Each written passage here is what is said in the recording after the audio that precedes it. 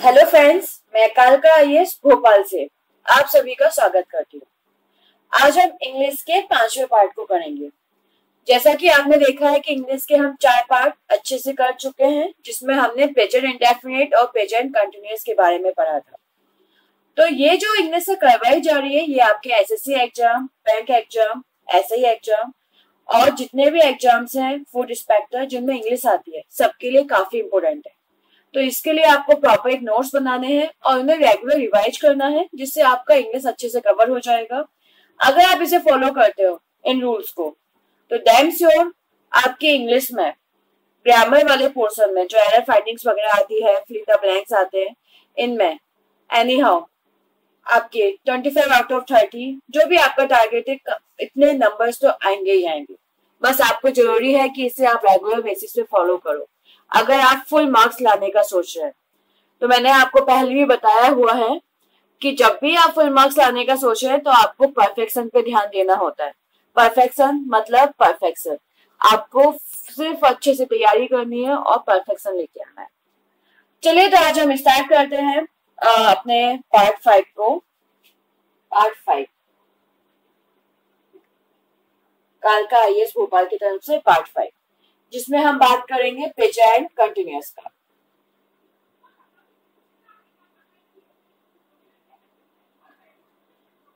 Present continuous, जैसा कि आपको पता है, प्रेजेंट मतलब वर्तमान, कंटिन्यूअस मतलब लगातार।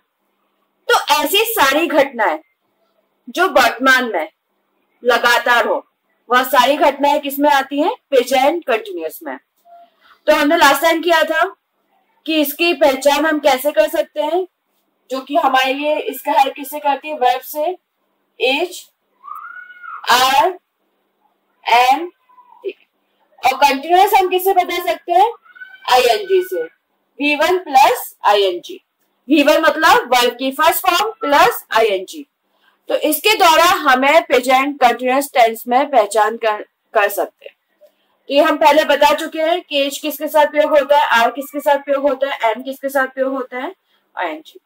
जैसा कि आपने देखा होगा कि हम 2 रूल्स कर चुके हैं प्रेजेंट कंटिन्यूअस टेंस का। रूल नंबर फर्स्ट हो चुका है, रूल नंबर सेकंड हो चुका है।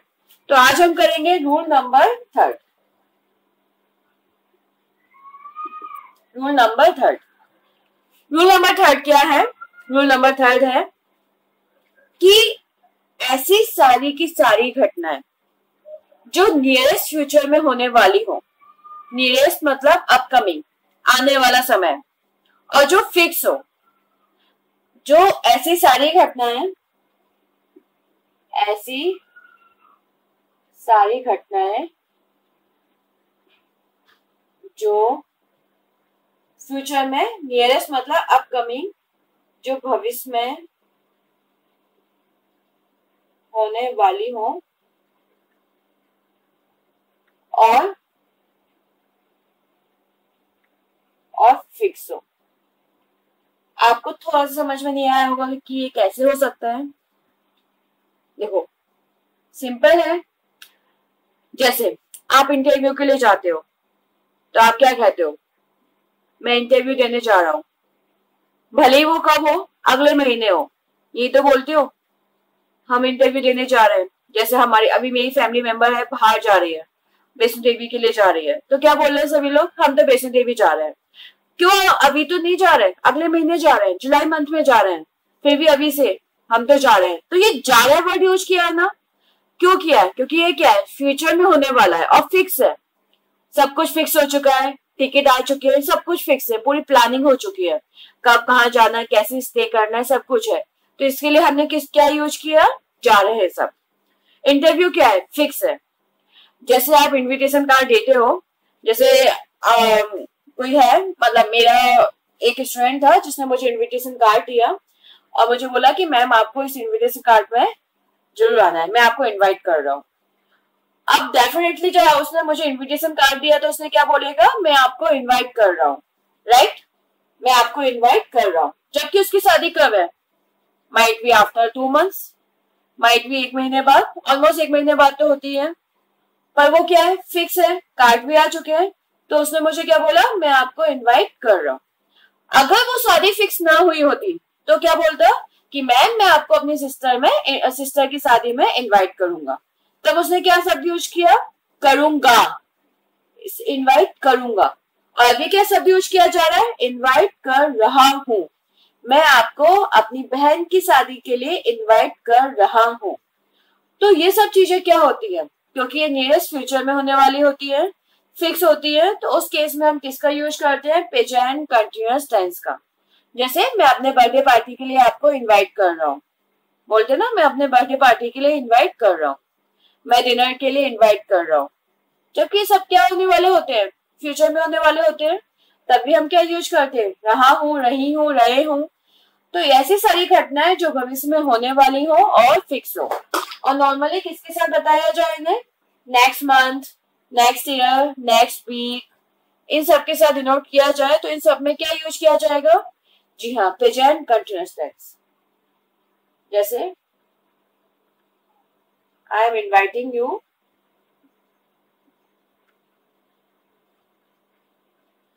फॉर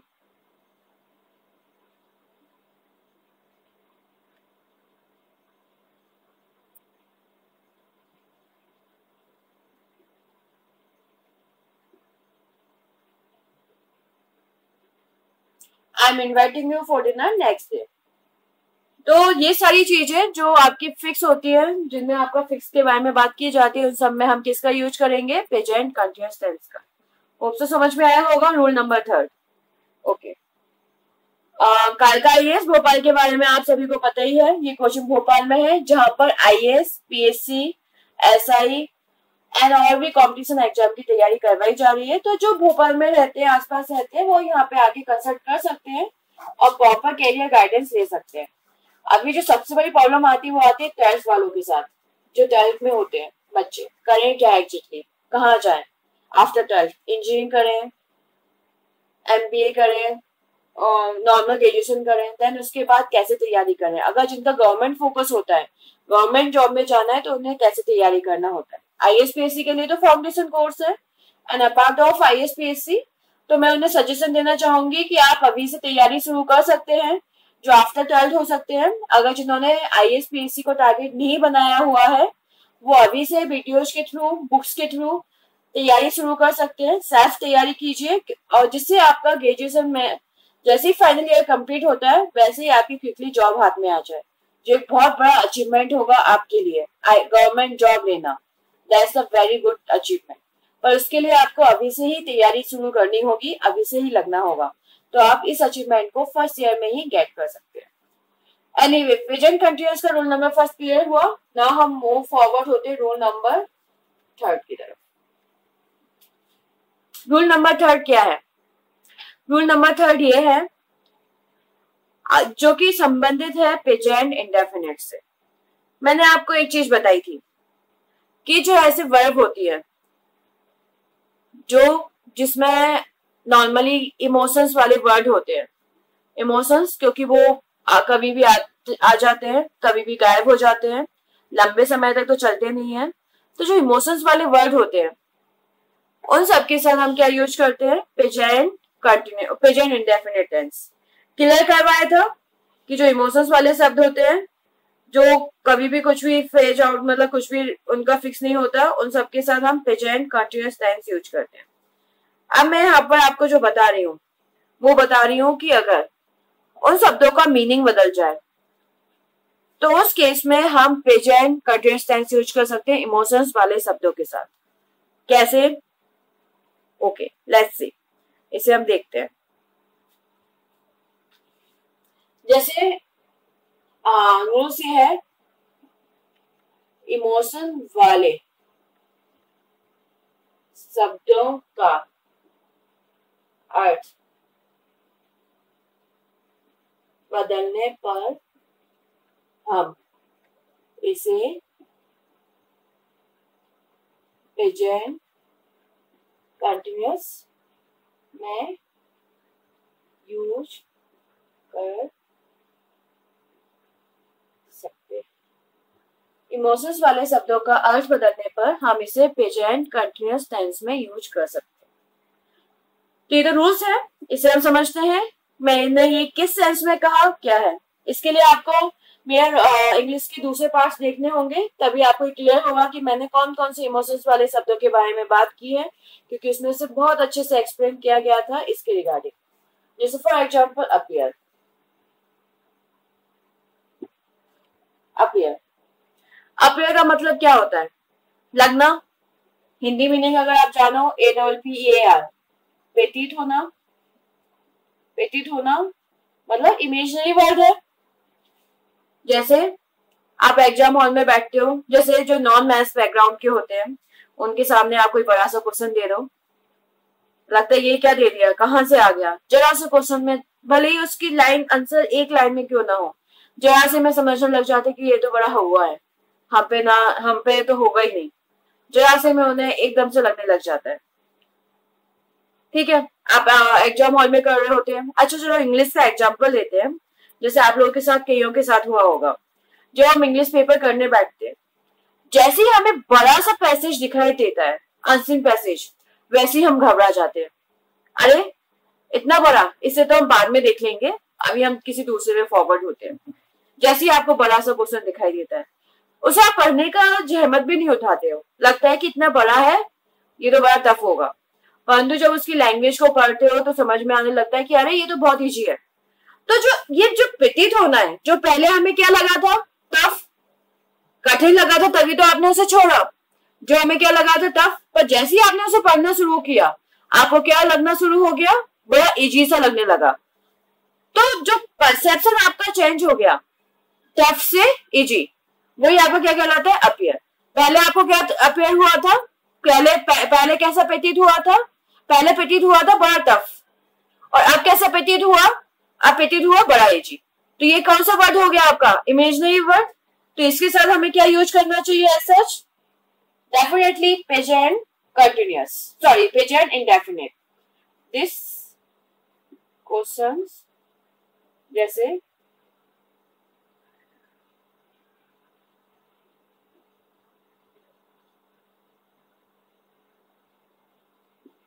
कई बार होता है क्वेश्चन, जरा सा क्वेश्चन देखने पे हमें बड़ा इजी लगता है, पर सॉल्व करने में हमें नानी याद आ जाती है, अरे ये कहां से आ गया, कैसे आ गया। तो वही चीज है। तो ये क्या हो गया, this question appears to be easy. Clear हुआ? ओके। पर मैंने यहाँ पर रूल्स क्या लिखवाया है, रूल्स ये तो आपको पहले से ही पता था, इसमें क्या बात हो गई। पर इसका एक और मीनिंग, एक और रूल्स होता है। जैसे अगर मैं एक और एग्जाम्पल यहाँ पर देती हूँ आपको,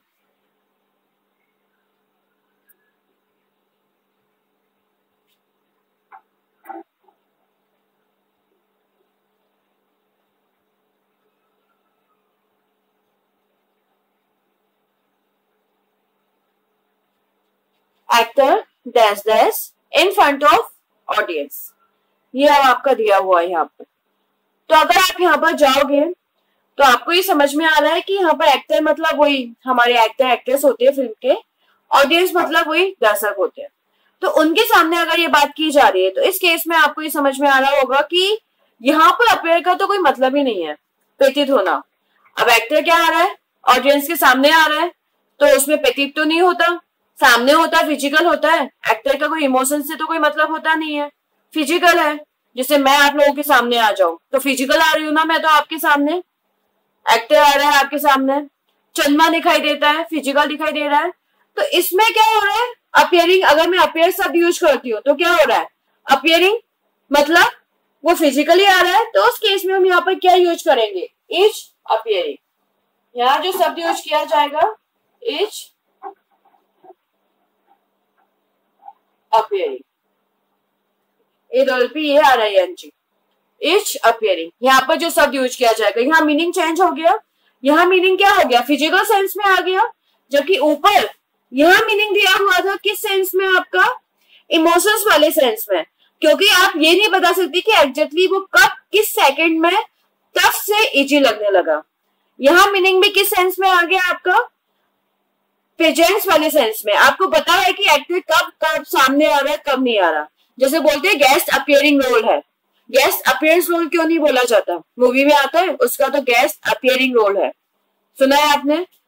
जैसे मूवी में आता है ना कि हाँ इस मूवी में शाहरुख खान का गेस्ट अपीयरिंग रोल है, इस मूवी में सलमान खान का गेस्ट अपीयरिंग है, जो छोटा सा रोल होता है, तो उसे गेट अपीयर्स क्यों नहीं बोला जाता, अपीयरिंग क्यों बोला जाता है? क्योंकि वो उसमें आपको फिजिकली दिखाई दे रहा है। ऐसा तो नहीं होता कि इमेजनरी दिखाई देता है। शाहरुख खान अच्छा आया, तुम्हें दिखा, उसे नहीं दिखा, मुझे लगा तो था आया तो था शाहरुख खान, मुझे तो ही पता चला कब आया कब चला गया, तुझे ऐसे लगा होगा। ऐसा तो नहीं होता, आया है तो सबको दिखेगा, नहीं आया तो नहीं दिखेगा किसी को। तो ये क्या हो गया आपका अपीयरिंग।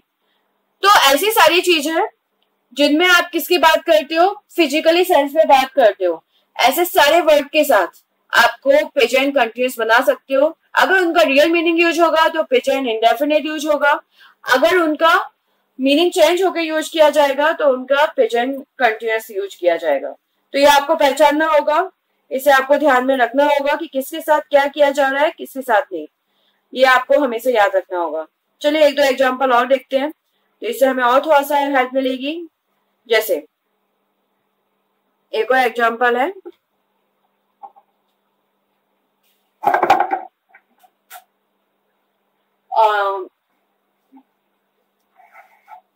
जैसे एक्सपेक्ट, एक्सपेक्ट मतलब आशा करना।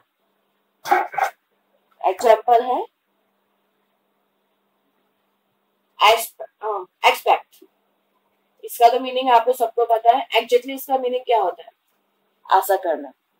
ठीक है, जैसे फॉर एग्जाम्पल अगर हम इसमें जाते हैं एक्सपेक्टिंग में आशा करना, तो इसके अगर हम यूज करेंगे एग्जाम्पल के रूप में जैसे I expect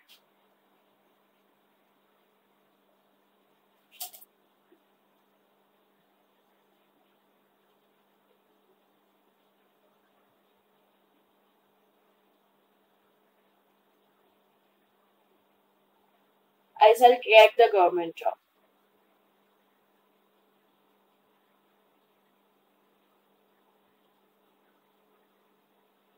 I expect that I shall crack the government job. ये आपका दिया हुआ है, क्लियर हुआ? ठीक है, मतलब मैं आशा करती हूँ कि मेरा गवर्नमेंट जॉब क्लियर हो जाए। तो एक्सपेक्ट मतलब आशा करना, कुछ भी हो सकता है। किसका वर्ड है आपका, इमेजिनरी है। आज मैं आशा, जैसे इसका तो सबसे लेटेस्ट एग्जांपल मैं आपको बताती हूँ। जब बचपन में हम जाते थे स्कूल में, जब जिस दिन हमारी टेस्ट की तैयारी नहीं होती थी, तो आप क्या सोचते थे, आज मैडम ना आए, आज स्कूल की छुट्टी हो जाए, आज टेस्ट ही कैंसिल हो जाए, आज कोई बड़ा सा बंदा एक्सपायर हो जाए। ये था ना बड़ा सा बंदा, मतलब ये पीएम वगैरह कोई होते रहते थे, तो आपको पता है कि 2 मिनट का मतलब ऑफ कर देते हाफ डे में। तो वो चीज था कि वो मतलब हमें कभी भी मतलब बचपन की अगर हम बात करें तो कभी भी हमें दुख नहीं हुआ, हम बड़े खुश होते थे कि चलो ठीक है आज तो कुछ निपट गया, कम से कम छुट्टी तो हो गई। तो हमें इतनी सारी इमेजिनरी आती थी जब भी तैयारी नहीं होती थी। और जिस दिन तैयारी होती थी उस दिन आज तो आने दो, आज तो आते ही टेस्ट होना चाहिए, आज तो किसी कीमत पे टेस्ट होना चाहिए, आज कुछ भी नहीं होना चाहिए, आज वैसे ही आप दौड़ के पहुंच जाते थे। और जिस दिन आपकी तैयारी नहीं है, आंधी आ जाए, बरसात आ जाए, कुछ ना कुछ हो जाए, कैसी भी छुट्टी हो जाए, पर आज टेस्ट ना हो, इतनी सारी बातें होती थी। तो वो क्या होती थी, सिर्फ आशाएं। अलग अलग बच्चों के मन में अलग अलग होती थी, तो उसके लिए हम क्या यूज कर सकते हैं, प्रेजेंट इंडेफिनिट टेंस, क्योंकि वो चेंज होती रहती है ना। जैसे आप तैयारी करते जाते हो, आप बोलते हो अरे कुछ ना हो, हम तो तैयार है, होने तो कोई सा भी टेस्ट। तो ये सारी चीजें किस में आनी चाहिए, प्रेजेंट इंडेफिनिट में। पर जैसे ही इनका मीनिंग चेंज होता है, फॉर एग्जाम्पल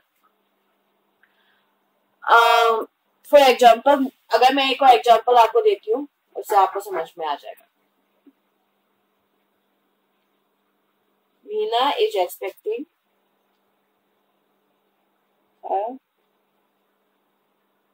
her baby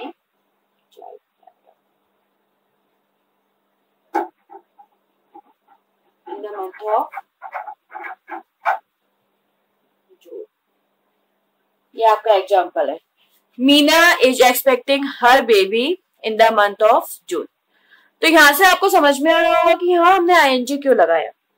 देखिए यहाँ फिजिकल जो एक्सपेक्टिंग किया जा रहा है वो फिजिकल किया जा रहा है, बेबी मतलब बच्चा फिजिकल होने वाला है। तो इस केस में टाइम फिक्स है, मतलब मीना कब एक्सपेक्ट कर रही होगी, जब वो प्रेग्नेंट होगी। नॉन प्रेग्नेंट तो एक्सपेक्ट नहीं करेगा ना। और उसे डॉक्टर ने पूरा टाइम दिया होगा, 9 मंथ का पीरियड, जैसे अभी करीना का था, सारे न्यूज़पेपर में रेगुलर आता था, दिसंबर में एक्सपेक्टिंग है, दिसंबर में इस समय हो सकता है, ये हो सकता है। तो वो क्यों? क्योंकि सबको फिक्स पता था, डॉक्टर ने टाइमिंग दिया था पूरा। तो इस केस में वो भी चीज फिजिकल है, उसका उससे कोई मतलब नहीं है। ऐसा तो नहीं होता बच्चा जून में नहीं, हो सकता है अक्टूबर में आ जाए, अरे हो सकता है ये तो अप्रैल में ही आ जाए, होगा आसपास ही होगा, जून महीने दिया हुआ है तो जून में आसपास होगा। ऐसा तो नहीं होता कभी भी आगे टपक जाएगा, पता ही नहीं है बच्चा कब आ जाएगा, कब डिलीवरी हो जाएगी। तो ये क्या होती है, क्योंकि टाइमिंग फिक्स दी हुई है, वो प्रेग्नेंट है तभी डॉक्टर ने दी हुई है, फिजिकल होने वाला है, दिमाग से कोई लोचा नहीं है, दिमाग में नहीं है कि अभी नहीं आएगा 2 दिन बाद आएगा। ये एक्सपेक्ट तो कभी भी चेंज होता है। बचपन में हमें आशा थी, मैंने बताया ना, कुछ भी हो सकता है, कोई भी सोच सकता है। मुझे आशा थी कि मेरे अच्छे नंबर आएंगे, फिर लगता है जो हम पेपर की मतलब पेपर देने जाते तो हम बड़े अच्छे नंबर लाएंगे, टॉप करेंगे, जब पेपर लेके आते अरे हम पास ही हो जाए, इतना ही बहुत है, पास की एक्सपेक्टेशन से अब तो बहुत है, पेपर बड़ा टफ आया था। तो ये सब चेंज होता रहता है, परसेप्शन 2 मिनट में चेंज हो जाता है, 2 सेकंड में, आपको पता ही नहीं चलता कि कब चेंज हो गया। पर ये तो चेंज नहीं होगा, फिक्स है। तो मैंने क्या बताया, जो चीजें फिक्स है, जिनका परसेप्शन से कोई लेना देना नहीं होता, वो सारी चीजें आपकी किस में आती है, प्रेजेंट कंटिन्यूअस में। तो होप सो आपको ये समझ में आया होगा प्रेजेंट कंटिन्यूअस का रूल नंबर 2 और 3, क्योंकि इससे पहले के रूल्स मैंने सॉरी ये रूल नंबर 4 था, 3 तो मैंने करवाया था, ये रूल नंबर 4। एंड इससे पहले के रूल नंबर 1 एंड 2 में इससे पहले के वीडियो में ऑलरेडी अपलोड कर चुकी हूँ। तो आपका प्रेजेंट कंटिन्यूअस कंप्लीट हुआ, इसमें रूल नंबर 4 ही है, 4 तक रूल्स है जो मेन रूल्स है, जिनमें आपको वर्कआउट करना है। एंड इसे आपको अच्छे से समझ के करना है, क्योंकि आजकल जितने भी एग्जाम्स होते हैं वो इतने इजी नहीं होते हैं। आपको उसमें ग्रामर्स पे बहुत ज्यादा फोकस करना होता है, ग्रामर प्लस बुक है, उस पे दोनों पे फोकस करके बहुत अच्छे से चलना होता है। एंड देन श्योर आपका इंग्लिश का पेपर, अगर आप इन्हें फॉलो करोगे तो इंग्लिश के पेपर में आपका यहाँ से कोई मिस्टेक नहीं होगी। इस बार आप 90% जरूर गेन करोगे, बस आपको फॉलो करना है रेगुलर और अपने में विश्वास करना है। जी हाँ, बिलीव सबसे बड़ी चीज है, यकीन कर लिया, बिलीव कर लिया, खुद में विश्वास कर लिया, कोई टफ नहीं है। और ना ही इंग्लिश कोई टफ लैंग्वेज है, ना ही कोई टफ चीज है, बस अपने में बिलीव होना चाहिए। Yes I can do, yes I can do. Daily morning में गेटअप होते ही ये वर्ड यूज करना है कि मुझे इस बार सिर्फ और सिर्फ गवर्नमेंट जॉब लेनी है, तो आपके लिए सब कुछ इजी हो जाएगा। एनीवे, अगर आपकी मतलब हमारे यहाँ पर ये सारी चीजें अवेलेबल है, क्लासेज है, अगर जो भोपाल में है, अगर वो कंटिन्यू करना चाहते हैं तो यहाँ पर आके भोपाल में कांटेक्ट कर सकते हैं। तो होप सो आपको समझ में आया होगा। तो मैं कल का इस भोपाल की तरफ से आप सभी का धन्यवाद कहती हूँ और आपको आपके एग्जाम्स के लिए बेस्ट ऑफ लक विशेष करती हूँ। So best of luck, thank you.